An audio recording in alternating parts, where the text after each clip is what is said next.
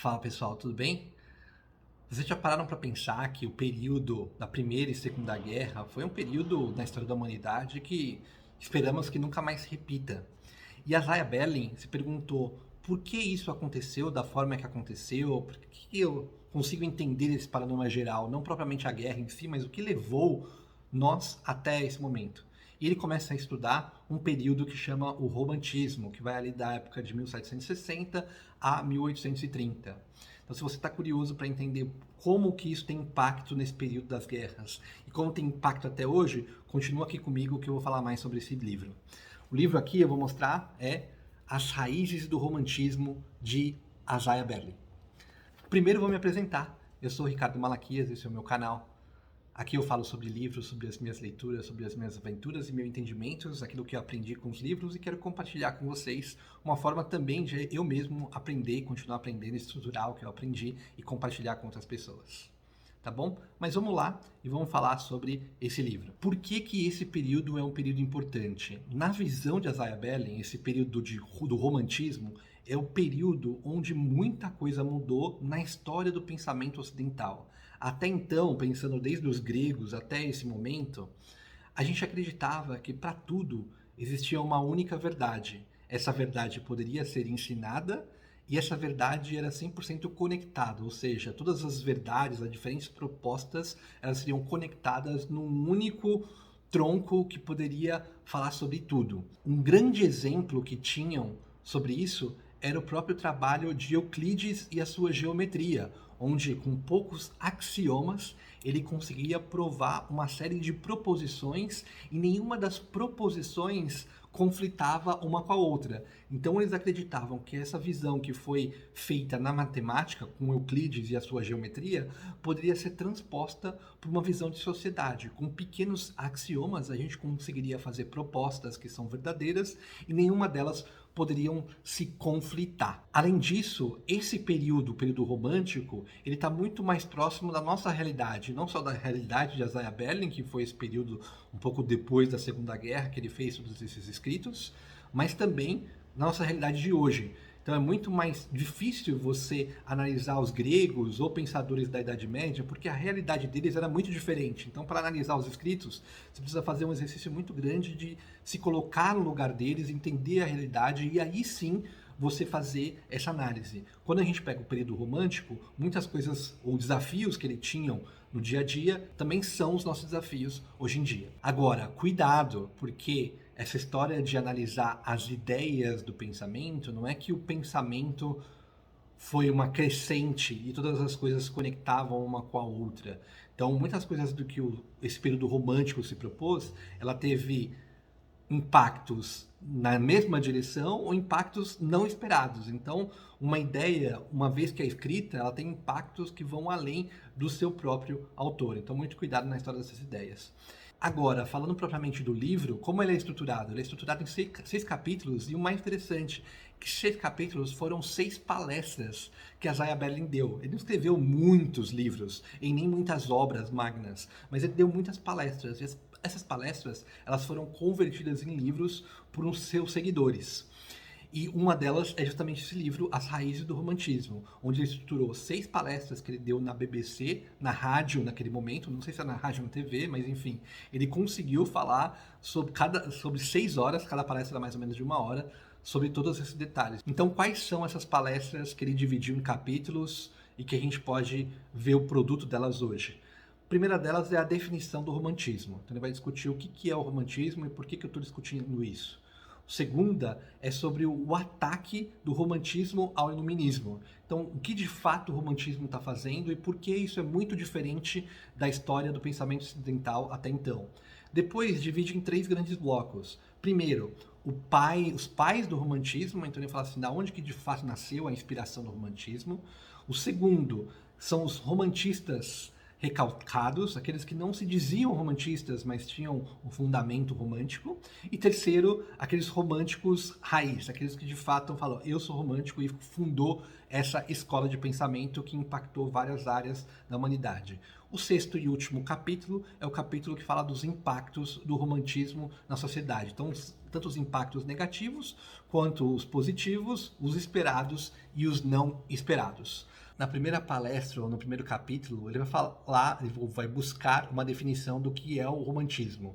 E aqui ele não se considera um grande especialista da época, mas para os objetivos que ele tinha, ele considera aquele movimento de pensadores entre o período de 1760 a 1830, que começou na Alemanha e depois se espalhou. Então é isso que ele define como o romantismo. E se a gente fosse falar qual é a essência do romantismo, eu separei uma pequena frase aqui que é: não importa o motivo, o importante era se jogar sem medir as consequências. Então não importava as consequências, o resultado da ação, mas sim que a pessoa se doasse aquilo que ela acreditava. Esse era o movimento romântico, muito diferente daquilo que tradicionalmente se considerava como o pensamento ocidental até então.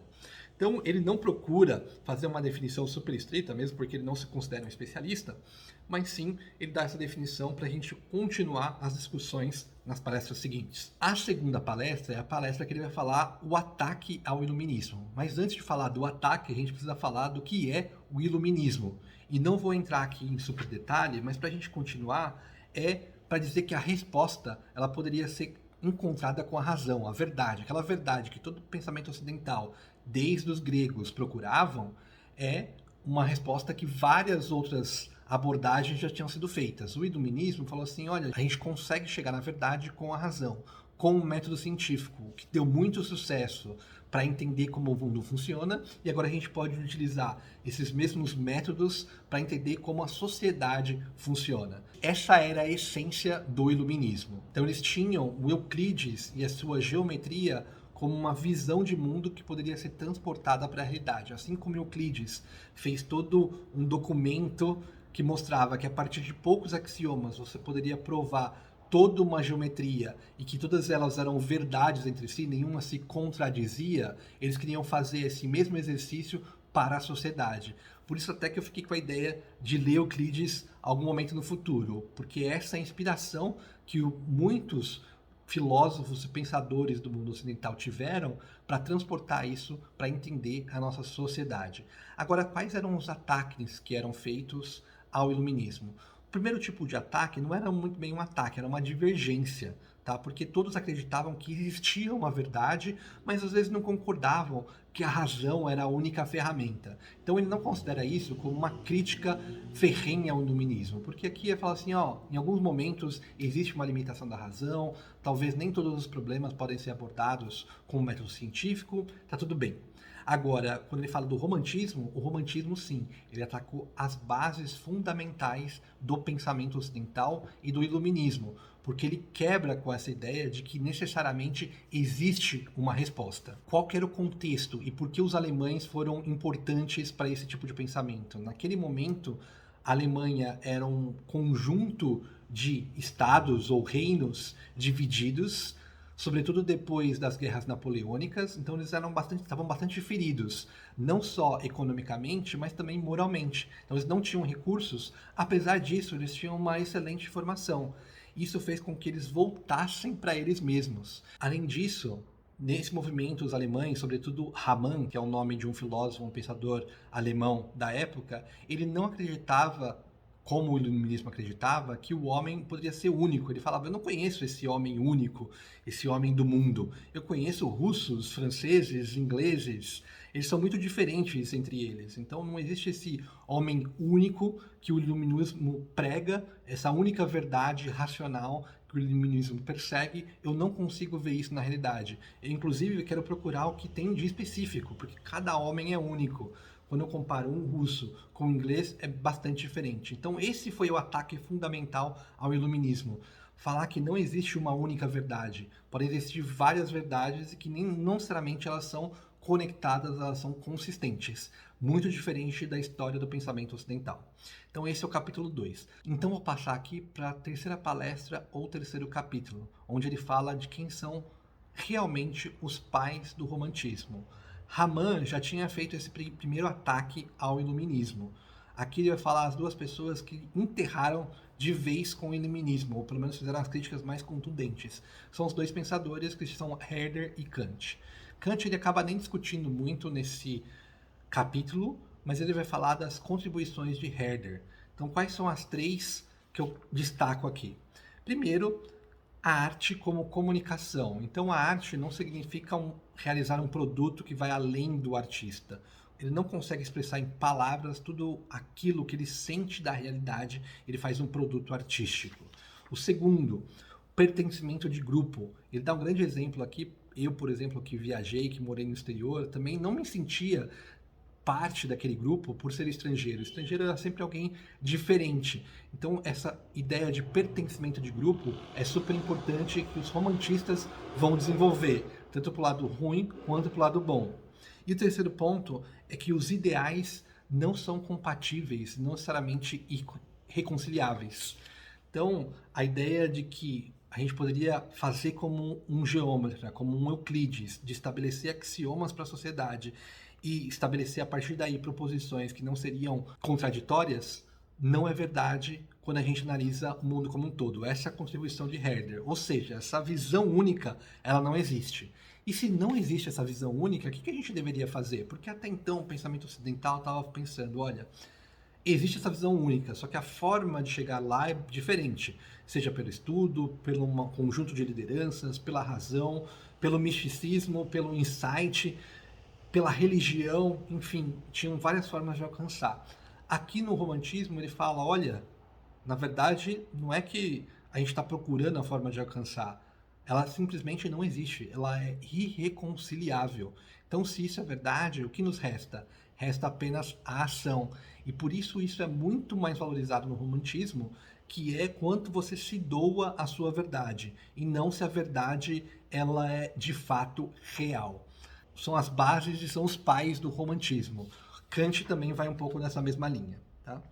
E ele retoma Kant no quarto capítulo, onde ele vai falar que são os romantistas recalcados. São aqueles que não se dizem romantistas, mas que tiveram um impacto bastante importante. São dois filósofos, entre ele e Kant, e um artista. Qual que é a contribuição de Kant? A contribuição de Kant, ele diz, um indivíduo é um indivíduo porque ele escolhe. Então essa ideia para Kant de que existem forças além da nossa escolha, para ele não aceita essa ideia. Ele simplesmente não aceita. O que nos faz humanos é justamente o nosso poder de escolha. Então, ele parte de um princípio muito anti-autoritário. Ele não gosta de autoridade, porque usar um indivíduo para fins de outro indivíduo, ele fala que é simplesmente tirar a humanidade dessa pessoa que só obedece. Então, tirar a humanidade é o pior que se pode fazer com o indivíduo. Tirar as suas escolhas. O segundo é um artista que também era um discípulo de Kant. Então, tá aí a resposta de por que Kant é considerado um pai do romantismo. E que ele não fala assim, ó, ele vai além do que Kant fala. Porque não é só a escolha. Mesmo essa escolha, ela é passível de ser escolhida pelo indivíduo. Porque o indivíduo pode simplesmente, olha, não aceito ter que fazer essa escolha. Eu quero viver de outra forma. Então essa escolha, ou de eu vou viver racionalmente, ou eu vou obedecer, não é uma escolha que eu sequer aceito. Então ele vai levar as consequências para o mundo artístico. O terceiro é Fichte, não sei se pronuncia assim, F-I-C-H-T. É um filósofo que também é discípulo de Kant. E quando eu vi o nome dele, eu lembrei que tinha esse livro aqui, que é o Livro da Filosofia, onde não tem textos super elaborados, mas dá uma ideia dos pensadores. Então é quase um dicionário filosófico para conhecer quem são os grandes pensadores e ter uma ideia do que eles defendiam e de qual sua tese principal. Isso me ajudou a entender esses livros de Isaiah Berlin quando pegava um nome que eu não conheço muito bem e queria ter uma ideia geral do que esse pensador falava. O que ele fala diferente de Kant? Que o homem é quem dá sentido às coisas. Então, um homem passa a ser a medida das coisas e não mais Deus ou qualquer outra medida. Um exemplo que ele dá para mim que ficou claro é o exemplo da comida, né? Comida não é o que eu desejo, mas que se transforma em comida pela minha fome. Então a maçã não é uma comida, é simplesmente uma maçã. O homem que dá significado a ela, o homem que fala, isso aqui é alimento, isso aqui é comida, e portanto eu dou significado à maçã, o que antes era só uma maçã, agora é meu alimento. Então o homem é a medida das coisas. Essa foi a contribuição de Fichte para toda essa construção romantista que, de novo, se iniciou na Alemanha e se espalhou por todos os países da Europa Ocidental. O quinto capítulo, ele vai mergulhar em mais detalhe desse pensamento de Fichte. E aqui, para mim, eu vou pular. Foi o capítulo pior que eu vi aqui, ou a palestra pior. E depois eu fui entender o porquê que isso aconteceu. Porque no início ele queria, junto com a BBC, fazer uma série de 5 palestras. A BBC insistiu que fossem 6. Então, para mim, aqui está claro que ele queria colocar essa quinta palestra junto com a quarta palestra, onde ele fala dos romantistas, tanto os recalcados como Kant, quanto aqueles que se anunciam como romantistas e fundadores desse movimento, dessa ideia que foi ali para o final do século XVIII, início do século XIX. Chego então ao último capítulo, que é o capítulo que justifica toda essa discussão, porque a gente estudou esse período romântico, pelo menos através desse livro, para entender quais são os impactos no mundo atual. Qual que é o impacto principal? É o ataque a essa ideia de verdade única. Essa verdade única, ela não existe. Primeiro, existe a ideia de Fichte que você que dá significado ao mundo, o indivíduo, o humano que dá significado ao mundo, e não o contrário. E segundo, que não existe uma estrutura padrão que pode ser aplicada em qualquer sociedade, tanto no tempo quanto no espaço. Então essas duas ideias elas se juntam para ter um ataque a essa verdade única existente que todo o pensamento ocidental, até a época romântica, acreditava. Qual a consequência disso? Uma consequência talvez mais artística, que eu falo, que é trabalhar com símbolos, não somente as palavras vão ser suficientes para exprimir tudo aquilo que a gente quer, e segundo, que a gente dificilmente vai ter uma visão objetiva de nós mesmos, porque a gente está se olhando de dentro, então onde a gente não consegue se ver de fora.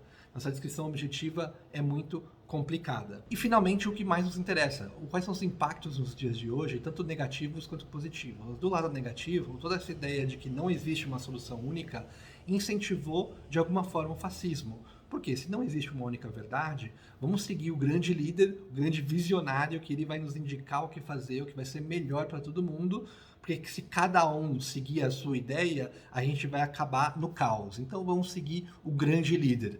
Então influenciou negativamente no mundo, porque o surgimento do fascismo foi um dos grandes elementos da toda a tragédia que a gente viveu na Primeira e a Segunda Guerra.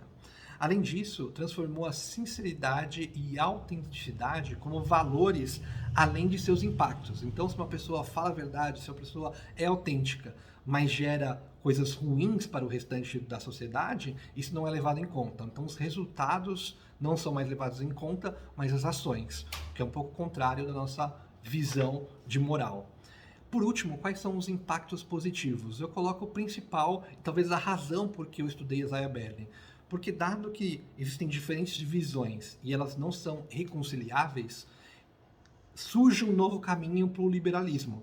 Não mais como a liberdade como um valor absoluto, mas sim como um compromisso entre as diversas pessoas que têm valores diferentes. Se cada pessoa tem valores, ideias de mundo diferente, a gente precisa estabelecer um limite, uma tolerância entre um e outro, para que a gente consiga conviver em sociedade. Essa tolerância é justamente uma outra forma de chegar no liberalismo. E aqui, para mim, está o tijolinho mais importante que eu vejo de Isaiah Berlin sobre a construção liberal e sobre a ideia que ele tem do mundo ocidental e que tem de bom do liberalismo. Espero que tenham gostado. Qualquer falha é falha minha, o livro realmente é muito bom. E lembrar que isso foram palestras que aconteceram na rádio e na TV na década de 50, 60. A gente vê que o nível é bem diferente do que a gente vê hoje, né? Caso tenham gostado, não esqueçam de deixar um comentário, deixar um like, compartilhar. Isso ajuda bastante o canal e o mais importante para mim é que ele atinja cada vez mais pessoas. E quando você faz isso, você me ajuda nessa missão de compartilhar o conhecimento, o que eu aprendi, e espero estar inspirando outras pessoas e tenha suas próprias reflexões nas suas leituras. Fico por aqui e até mais.